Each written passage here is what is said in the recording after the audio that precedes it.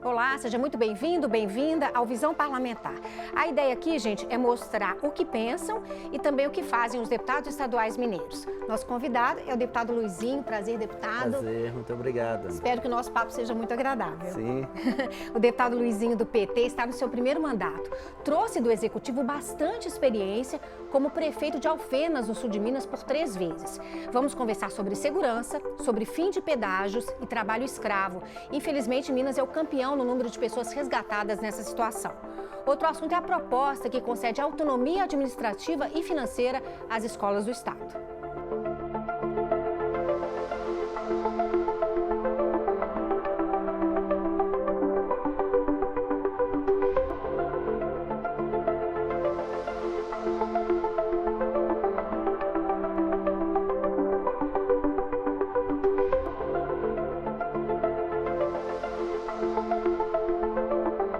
Então, deputado, prefeito de Alfenas por 3 vezes, o senhor falou também que foi vereador, o senhor tem uma experiência grande no Executivo e uma experiência grande na gestão municipal. E eu até separei uma frase aqui que o senhor falou para a gente entrar nesse problema aí da descentralização. Os municípios são verdadeiramente considerados entes, pois na prática vivem de pires na mão, pedindo verbas ao governo federal e ao governo estadual. Agora que o senhor está como deputado, como que o senhor pode reverter de alguma maneira isso? Olha, primeiro estando presente nos municípios. É preciso a gente estar presente para conhecer a realidade de cada município, né? Estamos 853 municípios. O senhor aí em São Gonçalo, por exemplo, né? Muito, ouvindo as pessoas, né? Conversando. É uma prática nossa de estar presente junto aos municípios. Claro que o trabalho da Assembleia aqui no Parlamento é importante, mas nada substitui a gente estar presente. Então, primeiro tem que estar presente para a gente ouvir. Depois é fazer propostas que desburocratize a relação entre os entes federados. O Brasil, de fato, André, ele não é um país na prática federado, né? Nós somos um país único. O governo federal concentra não só o recurso, porque o recurso tem que ser concentrado mesmo. Essa questão tributária, você arrecada no município, você vai... O dinheiro vai para o governo federal e depois ele é redistribuído proporcional à população. Então, mas devia chegar mais dinheiro? Não, eu acho que deveria tirar o domínio do Estado maior, que é o governo federal, o Estado de Minas, sobre os municípios. Isso que é o grave. Por exemplo, você vai fazer uma quadra lá em Alfenas, uma cidade de 80 mil habitantes. O governo federal, por meio da Caixa, vai lá saber como que você fez essa quadra. Sim. Certo? Então, esse controle do governo federal sobre os municípios é que atrapalha. Então, tem que dar autonomia aos municípios como ente federado. Não precisamos dar satisfação do que o município vai fazer, nem ao Estado, nem à União.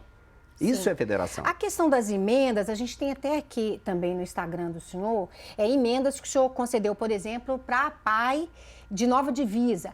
As emendas, de alguma maneira, elas conseguem suprir um pouco dessa carência, né? Porque o deputado, ele sabe exatamente o que aquele município está precisando. Né? Isso é uma fórmula de você amenizar, mas nós precisaríamos mudar a legislação.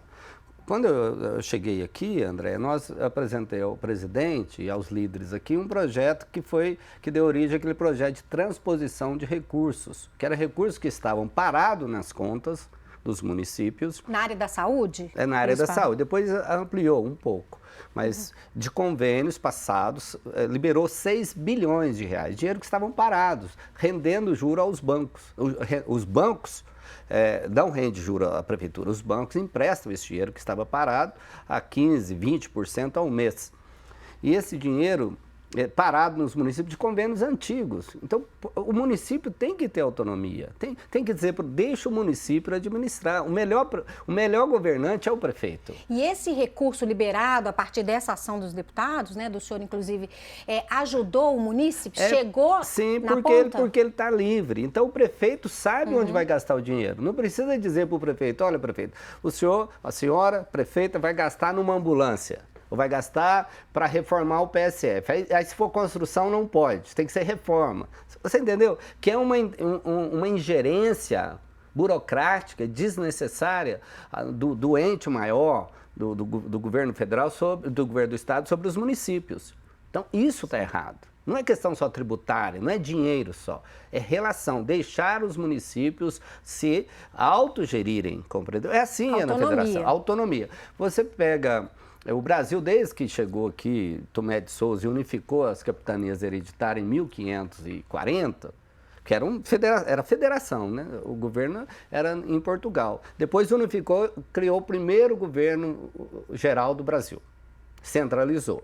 Depois veio colônia, centralizado. Depois veio o império, centralizado. Veio ditadura, centralizado. Veio o nosso partido, que tem origens na centralidade, que é o PT. Então, mais centralizado, compreendeu? Então, você vive um governo que o governo federal quer intervir, administrar a um município. Se nós dessemos autonomia ao município, destinássemos o recurso apenas proporcional e deixe que os municípios se possam gerir. Se você pegar uma escola... da revisão do Pacto Federativo, então. Nesse sentido, de desburocratizar, igual nós fizemos com a lei de transposição aqui, deixa o prefeito gastar onde ele precisa gastar. Os prefeitos, 75% foram reeleitos porque eles tiveram liberdade de usar o dinheiro onde é necessário. Porque às vezes você tem um recurso para construir uma quadra de futebol e do lado tem uma ponte que caiu. Aí a população vai lá, prefeito, mas o senhor está gastando aí numa quadra de futebol. É importante, mas a ponte caiu. Não, mas o dinheiro é para a quadra. Você compreendeu? Entendi. Então, essa autonomia que precisa ter. Né? Então, o que a gente precisa fazer? Conhecer, fazer propostas igual a gente fez e depois fazer o debate aqui na Assembleia sobre isso. E trazer os prefeitos também para esse debate. Né? Porque é uma coisa meio piramidal, sabe, André? Quanto mais rico, dá a impressão de mais honesto e mais competente, certo? E a base da pirâmide, o prefeito não tem competência, um diretor de escola não tem competência. Tem que deixar ele trabalhar. Tire as garras do Estado sobre os entes e sobre as instituições, desde que elas possam gerir, compreendeu? Então, esse é o nosso propósito. O Estado, eu falo que eu até escrevi um manifesto, eu sou anarco-municipalista, no sentido de que o município é a base. E um dos erros também, para entrar um pouco até inclusive da violência, a causa da violência, André, essa causa da violência diária, essa pequena violência, o pequeno furto, o pequeno roubo. Claro que você tem roubo que nós vamos falar maiores, né? De novo cangaço, que é uma questão que não tem a ver com o que nós vamos conversar. Mas essa violência diária, de briga, de rua, briga disso ou daquilo, ela é consequência da aglomeração das pessoas. Sim, certo? O senhor inclusive teve um trabalho lá em Alfenas para tentar fazer com que as pessoas fiquem mais no meio rural. Exato, né? Porque o Brasil, André, é o país que tem mais cidades com mais de 1 milhão de habitantes no mundo. Só perde para a Índia e para a China, porque aí não tem nem comparação. Mas tem mais que os Estados Unidos, mais que a Europa e mais que a Rússia.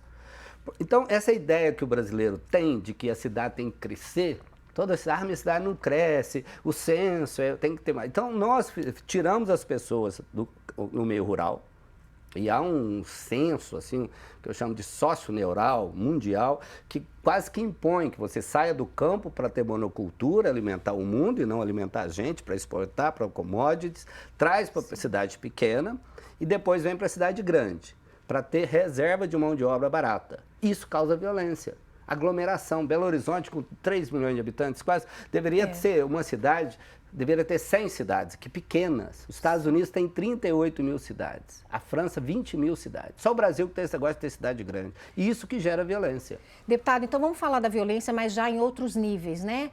A gente está gravando o programa hoje, 8 de abril, e quem abriu os jornais hoje se surpreendeu com uma ação lá na região do senhor, que é roubo a banco, estilo Novo Cangaço, que foi registrada em Guaxupé, no sul de Minas, que é a região do senhor. Os bandidos fecharam a cidade, explodiram uma agência, a gente vai ver aí os tiros, né?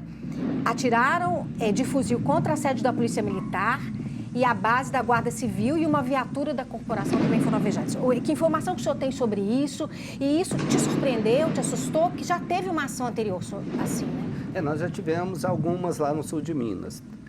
Chamado Novo Cangaço, que eles tendem a dominar a cidade. Então, ataca a polícia militar para evitar que ela saia, a polícia civil, a guarda, para depois fazer o assalto.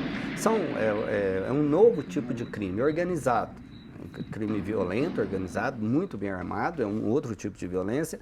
E nós lá em Alfenas, o ano passado, meados do ano passado, nós já fizemos um grande treinamento das forças policiais, Força Militar, a Força Civil, a Guarda, Polícia Federal, todas as forças, ficamos lá em Alfenas fazendo simulações desse tipo de assalto, para prevenir e também para combater se houver. E por que os bandidos estão indo para o sul de Minas? Olha, numa ação assim, muito próximo exagerada. de São Paulo, né? Pela rota de fuga ali para a área rural, então sai pela área rural, fica mais fácil fugir. Você tem muitas estradas rurais, né? Provavelmente, pelas informações que a gente tem, eles estão voltando, inclusive foram encontrados carros capotados em área rural, então você tem muita rota de fuga, né? Da rota de fuga. Então, o que nós já fizemos? Fizemos esse treinamento com as forças policiais, integrando as forças policiais, para que a gente possa combater esse tipo de crime e também colocar câmeras de segurança. As câmeras de segurança inteligentes. Em Alfenas nós colocamos. O roubo de carro, por exemplo, caiu quando nós entramos na prefeitura de 330 carros para 30, porque a câmera é inteligente. Se houver um roubo em um banco em Alfenas, a câmera vai nos dizer quais os 5 possíveis carros que são suspeitos, com o endereço das pessoas. E que carro é? Porque só tem jeito de roubar com um veículo. Então, a câmera, se eu perguntar o carro que nunca entrou na cidade, ele vai dizer. O carro que veio atrás desse que nunca entrou. O carro que entrou e voltou depois de uma semana. Por esse cruzamento de informações, a gente consegue identificar os possíveis carros que participaram do roubo. Sim. Compreendeu? E agora, o que nós queremos? Estender essas câmeras para a área rural. Nós fizemos em Muzambinho, o comandante, o Trajano, esteve conosco e toda a Polícia Militar, então, das cidades, a gente teve Guaxupé, Muzambinho, Conceição Aparecida, Córrego do Ouro e Alfenas. 5 cidades discutindo sobre violência no campo.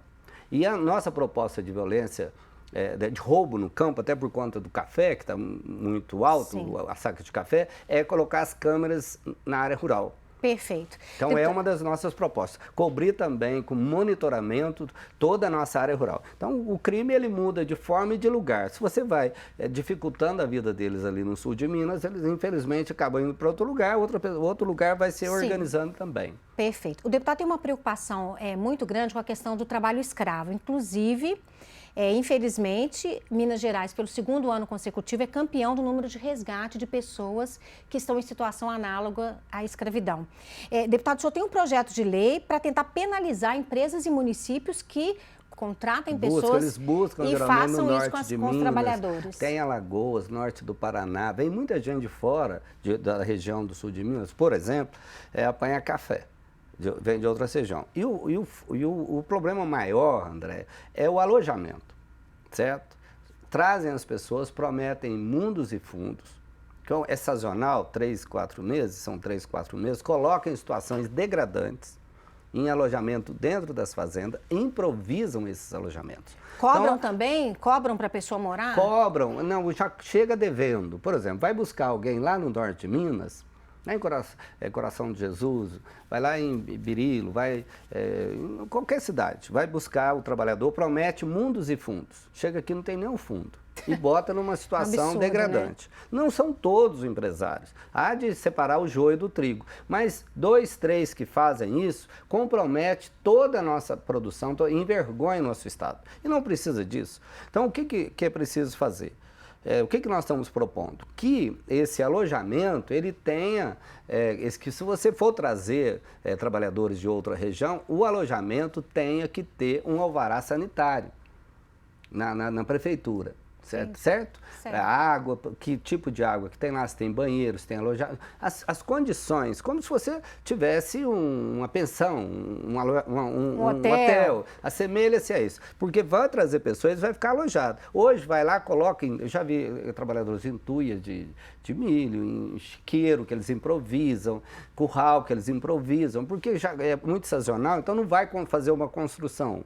certo? Então improvisa. Em galpões de adubo, eu já vi trabalhadores que tiram o adubo, ou fica um pouco de adubo, de amônia ali, e o resto põe beliches para os trabalhadores. Então isso é preciso combater. E todo trabalhador, todo empresário, todo fazendeiro que não aceita isso, que trata dignamente os seus trabalhadores, deve entrar nessa luta. Porque, inclusive, atrapalha a exportação do nosso café, atrapalha nossa...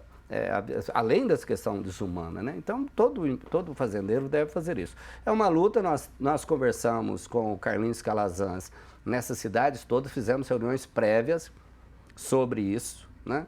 Calazans que está à frente do Ministério do Trabalho em Minas Gerais. Esteve com a gente lá em várias cidades, reunindo com os sindicatos, com a FAENG, que é a federação, com o sindicato, com a FETAENG.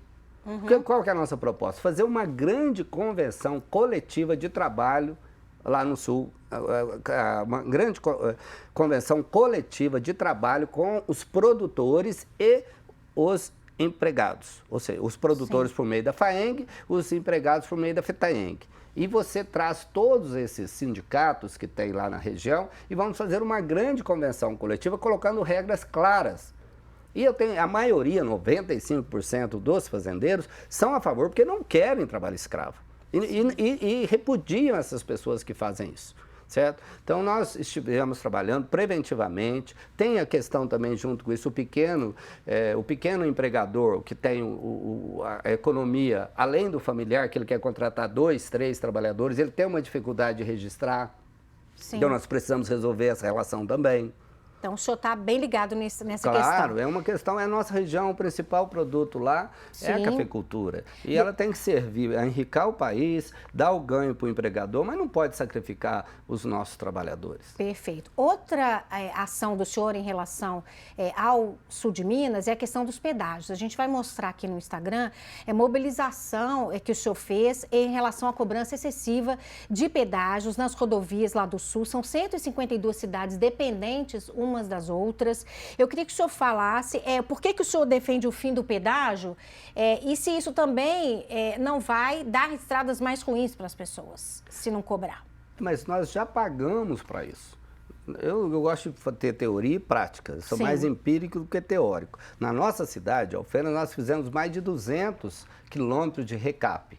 Pega a cidade, o trevo, fizemos a área rural, fizemos perimetral, tudo com recurso próprio. E não cobramos nada de ninguém. Então, por que o Estado vai fazer 400 quilômetros, o dobro apenas do que a gente fez, e vai cobrar? É muito caro, R$ 14,30 por eixo.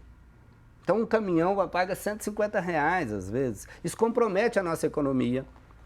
Além de ser uma extorsão ao nosso bolso, ele compromete a economia, porque você tem um pequeno produtor, por exemplo, em Muzambinho, colocar o pedágio no meio da cidade. Então, o pequeno produtor, ele não tem como ir e voltar mais no seu sítio, ele vai acabar abandonando o sítio e fazendo aquilo que eu falei, vindo para a cidade, aglomerando na cidade, gerando mais violência, gerando mais problema. Porque no sítiozinho, André, você cria uma galinha, você cria um porco, você tem água de poço artesiano, se não tem gás, você tem uma lenha. A vida, ela é integrada com a natureza. Aí você acaba comprometendo isso, porque a pessoa acaba mudando para a cidade.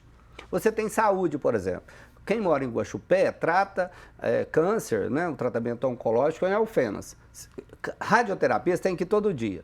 Você vai gastar R$ 1.500 se você vir tratar. Coisa, né? E aí fala, vem pela prefeitura. A prefeitura paga também, mas vem pela prefeitura. Aí você tem que levantar para fazer químio ou rádio, que tem efeito colateral. Você tem que levantar 6 da manhã, 5 da manhã, para chegar às 6 da tarde. É caro, cruel, você tem que se manter. É bom só lembrar, deputado, que isso é uma demanda não só do deputado Luizinho, né? A gente tem hoje na casa 7 projetos de lei, uma proposta de mudança na Constituição, exatamente para tentar reverter aí esses excessos dessas empresas que administram as rodovias, né? E são fundo de investimento, você não sabe quem que é o dono, é capital externo, você não controla isso. Eles vão sugar tudo que podem sugar aqui, levar o dinheiro embora. Sim. Não é questão de esquerda ou direita, privatizar ou não privatizar. Estou dizendo que são empresas que têm capital na bolsa, você entendeu? Que a gente não sabe quem são. Essas pessoas vão pegar todo o dinheiro nosso que vão levar embora. Porque geralmente hoje com os fundos de investimento, tem um negócio que está dando prejuízo, eles têm que dar lucro absurdo em outro para cobrir o que está dando prejuízo. É assim que eles vivem. Esse é um novo modelo de globalização. O governador Zema, ele pensa ainda com a cabeça lá atrás, lá de ser escravocrata ainda, nem capitalista ele é. O Zema está nessa canoa furada aí do Bolsonaro e daqui a pouco está abandonando. Não sabe nem o que está fazendo com o nosso Estado, privatizando. Privatizar de esquerda ou direita tem nada a ver. Nós estamos dizendo que se privatizar, vai entregar a boca desse tamanho do capital internacional. Privatizar as estradas, privatizar as rodovias, privatizar a CEMIG, privatizar a Copasa. Na Europa e nos Estados Unidos isso não deu certo, eles estão revertendo as privatizações, entendeu? Então nós estamos lá atrás, está 100 anos atrasado. O que nós precisamos é que o Estado cumpra o seu dever, né, o Zema não deixou de pagar 72 bilhões do serviço da dívida, 72 bi, recebeu o dinheiro de Brumadinho. Por que não resolveu o problema das nossas estradas? Porque está interferindo na cultura, na economia, na saúde da nossa região. Deputado. E também social, porque, por exemplo, de Alfenas para Alterosa, minha cidade próxima, as pessoas vão visitar os parentes. Hoje nem isso pode mais. O senhor é bem preocupado com a questão social, né? A gente queria mostrar aqui uma ação que o senhor teve lá em Alfenas que chama muito a atenção, que é o senhor é o pai do programa Bônus Social, que premia estudantes aplicados. Quem ganha esse dinheiro pode trocar no comércio local, o comércio também ganha, porque isso aí pode, entra lá na dívida ativa do comerciante, né? O senhor tem orgulho disso? Isso continuou com a saída do senhor? Essa é uma questão um pouco mais profunda, né? Não é só a questão de ajudar o estudante. Nós criamos uma moeda que tem como lastro a dívida ativa, que vai naquele sentido que eu falo de passar régua nesse país e fazer coisas que facilitem a vida das pessoas. Então, esse bônus é uma moeda. Você pega a dívida ativa, 30 milhões. Nós podíamos fazer isso com o Brasil, certo? Você pega a dívida ativa. Essa que é a essência. Não é só porque faz uma questão social. Mas pega a dívida ativa, 30 milhões. Aí se você tem o bônus, você paga a sua dívida ativa sem juros, sem multa. Aí eu emito a moeda, a gente emite a moeda contra o lastro da dívida ativa. Se você for na prefeitura pagar a sua dívida ativa, de IPTU, ISS ou multas, você vai pagar com juros. Se você tiver o bônus, você paga sem juros, compreendeu? Então você pega o bônus e entrega, por exemplo, para a causa animal. E continua esse projeto? Continua. Diminui um pouco, mas continua. Porque geralmente os prefeitos dão apenas isenção das juros e multas para receber. Então a gente antecipa o recebimento para questões culturais, de esporte social, que geralmente o secretário de Fazenda não gosta, porque ele quer receber o dinheiro para pagar as dívidas. O que a gente fez? Antecipa o recebimento da dívida ativa com a circulação de uma moeda. E não há problema com a prefeitura, porque se a pessoa, por exemplo, o comerciante, não receber a moeda e não usá-la, o prejuízo vai ser do comerciante. Não acontece isso. Mas você, por exemplo, você tem uma farmácia, certo? Eu recebi o bônus porque eu sou do grupo de risco mãe gestante, que nós ganhamos um prêmio lá, por exemplo, de reduzir mortalidade infantil. Chama PAG. Essas pessoas recebem o bônus. Sim. Aí vai em você comprar. Aí você não deve dívida ativa, correto? Mas o Paulo deve. Então ele vai comprar no seu supermercado o seu bônus. Então você tem relação com a pessoa que vai comprar o bônus para pagar a dívida dele e da pessoa que foi comprar também. Sim. E você circula uma moeda com lastro na dívida ativa. Então não é essas moedas que você compra, troca em alguma coisa, você entendeu? É muito interessante. Muito legal. Deputado, só para a gente encerrar rapidamente... É meio profundo. Eu queria falar um pouco sobre a lei das escolas. Pois é, isso que eu ia te perguntar agora. É a lei que concede autonomia administrativa e financeira às escolas do Estado, com a justificativa no projeto do senhor, que a escola ela tem muita burocracia, às vezes ela recebe o computador, mas não recebe mesa, recebe pincel, mas não recebe quadro, tem notebook, mas não tem internet. Em que medida esse projeto do senhor pode ajudar? Pois é, olha, ele pode ajudar em tudo, porque deixa a diretora e a comunidade escolar autogerirem, compreendeu? Então você faz um orçamento único anual, deixa o recurso usado pela diretora. Uma diretora de escola, André, ela administra 20 contas. Mas ele tem que controlar também, né, deputado? O isso uso do dinheiro público. Exatamente o que eles falam, André. Tá vendo? Sua cabeça é exatamente a cabeça daqui de Belo Horizonte. Ai, mas se não controlar, vai ter desvio de dinheiro. É isso que eles pensam dos pequenos. Ninguém fica falando de controlar o Zema, controlar o Lula, controlar o governador. Mas a coitada lá, o coitado lá da escola, só de olhar para ele vai desviar. Não tem jeito, porque ali já tem o conselho. Certo? Você pode criar o conselho da sociedade e presta conta ali no conselho. Já tem o controle, porque há o desvio quando você compra 10 mil computadores. Agora, se a diretora comprar 10, é muito mais difícil ter desvio. Então, você mandaria o dinheiro, seria pela Caixa Escolar, que ela é privada, você faz a cotação só de três cotações, cria um diretor administrativo. Aí você tem um diretor geral, pedagógico, que tem relacionamento com a sociedade, com as crianças, com o pedagógico. E depois cria um administrativo. Ao invés de você terceirizar ou municipalizar, deixa que as escolas possam se autogerir, compreendeu? E a prestação de contas também, preste contas à comunidade. Cria um conselho maior da comunidade, você comprou o computador, você vai lá e presta conta para o pai de aluno. Mas hoje não, você quer controlar uma escola, lá em Fama, que tem 2 mil habitantes daqui de Belo Horizonte. Fica mais difícil. O que você gasta, você manda 200 mil para uma escola lá, o que você gasta com funcionário, com a burocracia, é mais do que os 200 mil em todo o processo de fiscalização, compreendeu? Porque nós temos que querer controlar. Ah, mas se der o dinheiro para a diretora, vai desviar o dinheiro.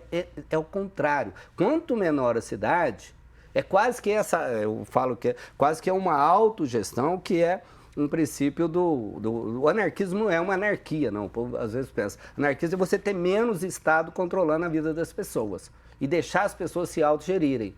Pode ser na escola, desde os municípios, um bairro também, uma instituição, por exemplo, uma delegacia, agora nós falando de polícia aqui, uma delegacia de polícia. Se você quiser pintar uma delegacia, você leva 2 anos para aprovar o projeto e fazer a pintura. Por que não deixa aquela comunidade da delegacia, o delegado com os funcionários, com a comunidade, você manda o recurso, eles autogerem, deixa eles utilizarem o dinheiro da melhor forma. Isso tem tudo a ver com esse pensamento do senhor de dar autonomia para os municípios. Você vê que eu tenho uma certa coerência. Eu estou falando da escola, estou falando do município. No nosso município eu fiz isso, porque o Estado é uma coisa que as pessoas não gostam.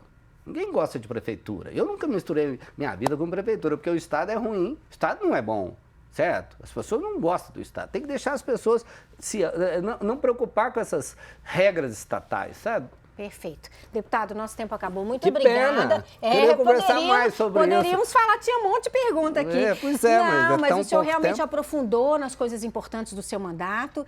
E é interessante a gente saber que o senhor fala com paixão, né? Com gosto. Eu gosto muito da política. Legal. Eu sou político, as coisas resolvem na política. Então, se eu fosse padeiro, faria pão, né? Então, político faz política. O melhor pão. Então, muito obrigada a você de casa pela sua audiência. Se você quiser assistir a entrevista também, além da TV Assembleia, está no portal da Assembleia na internet, também no YouTube. Até a próxima, então.